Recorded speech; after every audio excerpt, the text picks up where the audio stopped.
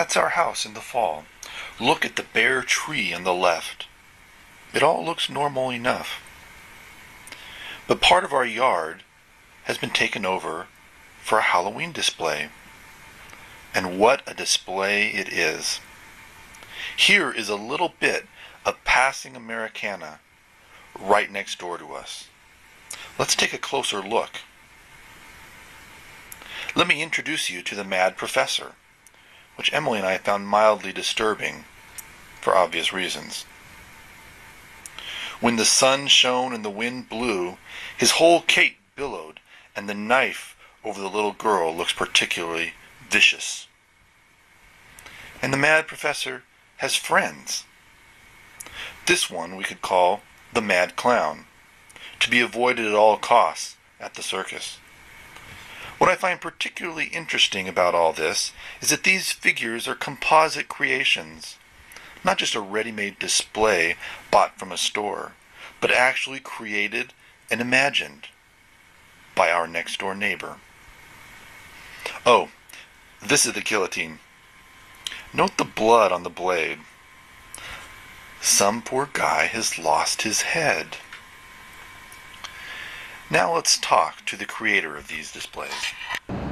How long have you been doing the Halloween display? About 6 years now. And how did it start? Actually I seen another guy that did it and it interested me, and I've always been in Halloween kind of stuff anyway. Ghosts and ghouls and stuff, so. Right. Where do you get them ready-made at stores, or how do you get them? Some of each. Some I make, some I buy. Most of it's bought, but some of it's homemade. What's the, like, as far as inspiration for the different things? Just something to entertain the kids. Right. Yeah, I've seen kids come by and just stop and look and really enjoy it, so. Yeah. Do you have a favorite? No, not really. Do you have a favorite as far as the grave or any of the one of the exhibits? It's probably my mad scientist. He was the best one. He's getting old and he's starting to fall apart and stuff. But that's the one with the knife and everything? That's the guy with the white coat. And right. Like any kind of movie tie-ins with anything, or is that? No, not really. I just, okay. Most of it I just kind of think about, and every year I add something to it or go buy something. Something will catch my eye to buy, and I'll add something to it. Right. Most years the weather's been too cold and rainy this year, but most years we come out on weekends and dress up and scare people, or sit in the yard and sit real still, and when they come by, either reach out and scare them a little, or say boo or move or something at the last minute when they're not looking. So not just on Halloween night, but on the nights leading up to it? Yep, some of the weekends before, usually a couple weekends before. This weekend we'll probably do it. If it's nice and everything. If it isn't raining. Right. Now, it's not all gruesome. There's an odd mixture of humor and Casper the Ghost-style cartoon characters. The graveyard, which spread into our yard, featured skeletons coming out of the earth and funny jack-o'-lanterns.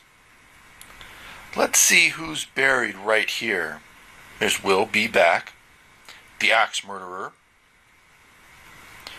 an unknown R.I.P., M.T. Grave, Vacancy for You, and the Strangler.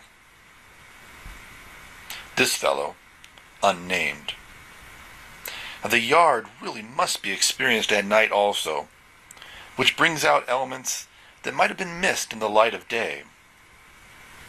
Standing in the chilly fall night, gazing at the scenes, one can glimpse also the quiet home life. The odd birthplace for all this imagined gore. How would one evaluate such a scene? To me, it all has the glorious proliferation of modes that makes much popular art. Casper bumping up against the Mad Professor. Other houses have more thematic unity, spiders or skeletons all the way. But my neighbor's yard could be experienced like a rambling but often arresting first novel.